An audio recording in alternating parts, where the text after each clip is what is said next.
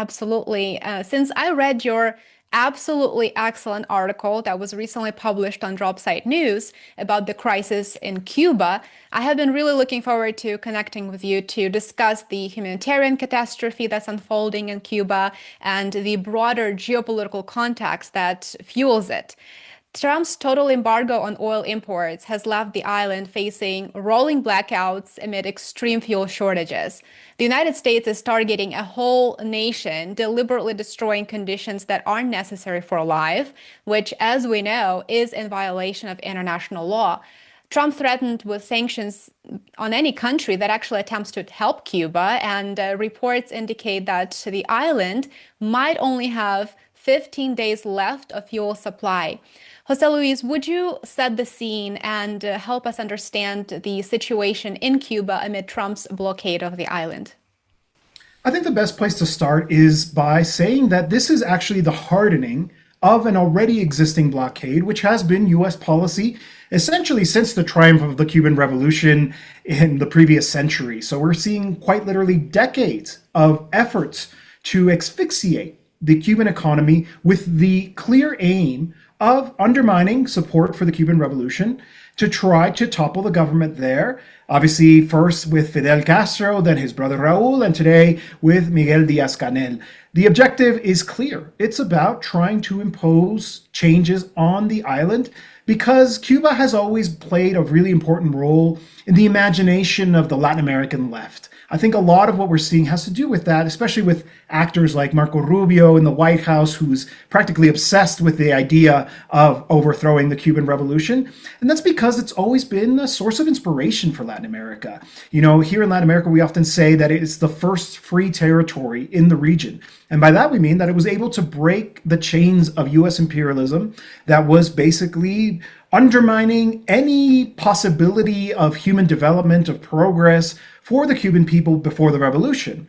And so, you know, we have this policy now of an oil blockade, and it's the correct term. This is a blockade. It is being enforced through the US's military might, through the deployment of the US Navy and the backing of the Pentagon in order to prevent fuel from arriving to Cuba. And as you said here in your introduction, what we're seeing is a man-made humanitarian catastrophe unfolding. This is not something that is the product, as the US claims, of mismanagement by the Cuban officials, or because, you know, there is a structural problem with the Cuban political economic system. It's because the United States is trying to undermine support inside the country and has been steadily ramping up. You know, there was for a moment during Obama's term a detente, right? A looked like there was going to be a new relationship after decades of efforts by the United States to overthrow the Cuban Revolution to finally enter a new era. Well, that didn't last very long because as soon as Trump came into office during his first term, he basically reversed all of that. And actually now in his second term, he's actually imposed new measures that have made things even worse. Just as an example, the US's blockade, and I think it's important to kind of specify why we call it a blockade and not an embargo, which is the term they use, is because it applies extraterritorially. It's not that Cuba can't do trade with the United States. That'd be one thing. If the United States government makes that decision, well, I suppose that they have that prerogative. What happens is that the US tries to impose this extraterritorially, try to prevent other countries from engaging in any kind of commerce that even remotely is associated with the United States. It used to be that anything that had 25% or more US products in it, well, it was subject to US regulations around preventing its importation into Cuba. Trump changed that to 10%, making it virtually impossible to get certain things because of the availability of US products everywhere, and it's very difficult to meet that threshold. But of course, now we're talking about this blockade, preventing oil from coming into the country through military might and through military threats.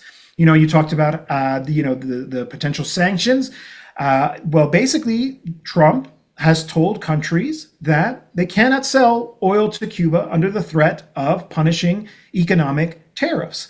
In the case of Venezuela, they quite literally, using their military might, their presence in the Caribbean to prevent any Venezuelan oil from getting there. And that's actually been the case for a while now. Obviously, Venezuela's had its own particular political challenges over the last few years, and they weren't able to supply as much. And interestingly enough, the country that kind of stepped up to provide oil to Cuba was Mexico. And so this threat of tariffs is on any country that provides oil to Cuba is essentially one that's directed at Mexico above all. And, Mexico's in the midst of very sensitive negotiations around the USMCA. And so they've had to make the unfortunate decision to suspend their oil sales to Cuba out of fear of this economic retaliation by the United States, which would, of course, we should be clear, would be devastating for Mexico. It is the number one trading relationship for this country with the United States. And so instead, they've been sending humanitarian aid, which I think is important, sending that signal of support. But essentially, if the situation doesn't change, things can get very, very dramatic inside of Cuba, as they already are. We're already seeing severe rationing. The streets of Havana, the capital, where many people may have visited, are now starting to fill up with garbage because this Cuban state can't provide fuel for the garbage trucks. And of course, that opens you up to potential sites of infection. Obviously, it damages the image of the country. And that's just one example. I mean, if they run out of oil, hospitals won't be able to run. Children won't be able to go to school, right? Taxis won't be able to take people to their appointments. I mean, it would basically be a situation where the country essentially is frozen in time. And that's why it's so important to push back against this, because it's just the US kind of pushing its weight around to get what it wants, which is, of course, I insist, trying to get the Cubans to line up with US policy in the region. Yeah, and I completely agree with you. And of course, Marco Rubio openly said that he would love to see regime change in Cuba. It is shocking to hear from a government official, not from a US government official, but ideally, we don't really hear it from too many countries where they brag about their ability to inflict enough damage to destabilize a certain state to where internally there's just so much pressure that certain governments cannot sustain. And so it's shocking to hear from Marco Rubio, but of course, it's not surprising to see certain actors within the United States foreign policy establishment weaponizing things like hunger or access to medical facilities in order to achieve their political goal. And for decades, Washington imposed crippling economic sanctions on Syria, on Iran, which primarily targeted the civilian populations. The same thing they're doing in Cuba in order to destabilize the country from within and help drive regime change. So this ongoing blockade of Cuba, and it is indeed a blockade, is just part of this endless cycle of imperialist violence. But crippling Cuba would only cause more refugees. It would cause more instability in the region. So what is the end game here? What are certain actors in Washington trying to achieve here? Well, I think you're absolutely right. I mean, I think the deadly impact of US sanctions has been generally underreported. They are a weapon of war. At one of the previous places where I was working, we ended up publishing a book about the sanctions on Venezuela, for example. And the title of that book was A War Without Bombs. It's essentially a deadly measure that really does cost lives. Now, in terms of what is the end game here, in the case of Cuba, we know what they want. They want regime change. Marco Rubio has said explicitly so. Every time I talk about Cuba on a program, I mention that even in his own autobiography, he confesses that he used to fantasize about leading an army of Cuban exiles to invade the country, oust the government, and install himself as president. He's obsessed with this idea. And a lot of it has to do with the fact that, well, where is he from? He's from Miami. It's the heart of these anti-Cuban, vehement policies, right, that actually, in a lot of ways, despite their small numbers, punch above their weight and are able to influence U.S. foreign policy. Like I said, we had that brief moment there where it looked like the situation was going to change, but then it reverted right back to the old relationship. So we know what they want. Now, you're right in the sense that this situation, if they create the kind of chaos that regime change would inevitably produce inside of Cuba, it would absolutely lead to a wave of migration. And in fact, the hardening of the US blockade on Cuba has already produced a significant number of people who have left Cuba due to the economic impact of these policies. They say something between 3 or 4 million even Cubans have left over the last few years because of the situation that the island is experiencing in this moment.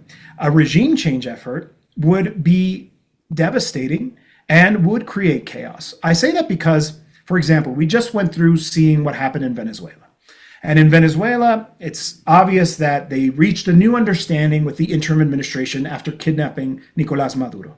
And this new understanding, I think, was a lot of ways produced by the fact that they understood that if they tried to put in an opposition leader like Maria Corina Machado, for example, that it would have been a very difficult situation to manage. And above all, the United States was interested in allowing the penetration of US oil capital into Venezuela and the export of oil to be used as a geopolitical instrument. We've seen that the Venezuelan oil is now being sent to places like Israel. Now, this isn't Venezuela doing it because the US actually controls the customers, or even places like India in order to get them to reduce their dependency on Russian oil, for example. So all of this was kind of a thinking, and they understood that they needed stability above all in Venezuela. So that's why they decided to work with Delcy Rodriguez, the executive vice president, today the interim president, to try to ensure that stability. That scenario is not possible in Cuba. Cuba is a much longer revolution. It's obviously it triumphed in 1959. It is very well consolidated amongst society, amongst civil society, the armed forces, of course. So a scenario where somebody is able, someone, let's say, from the middle ranks of the Cuban administration to rise up and kind of play a Delcy Rodriguez-like role, someone they can trust to provide stability, that does not exist. That does not exist in Cuba. And so what you would have is chaos. You would have a very difficult situation to bring under control. And of course, Cubans also defend their sovereignty. They defend their revolution. And if the US comes in and tries to oust the regime, well, it would be a situation of people defending their country and defending their interests and defending their leadership, which would obviously create a lot of problems. And as you well said, it would also generally lead to a exodus of people. And that is something that I think is causing them to pause or to reflect a little bit about how far they're willing to go. You see them talking about a military strike on Iran right now, right? It could happen any time now. They're not talking the same way when it comes to Cuba because they know they don't want to wear that. They don't want to be the ones who created another refugee crisis in this hemisphere, as they did in Venezuela with their unilateral course of measures and their sanctions that drove millions of people from that country to leave as well. And so I think that is what's actually keeping them from going all out. Nonetheless, they do have interests there. I think they want to send a signal to the region to say that even the Cuban Revolution is not safe from US imperialism, right? To say that they can exercise this kind of authority to abuse and punish the Cuban population, collective punishment, a war crime. And also, I suspect that part of this is also about, once again, trying to get US capital a place inside of Cuba.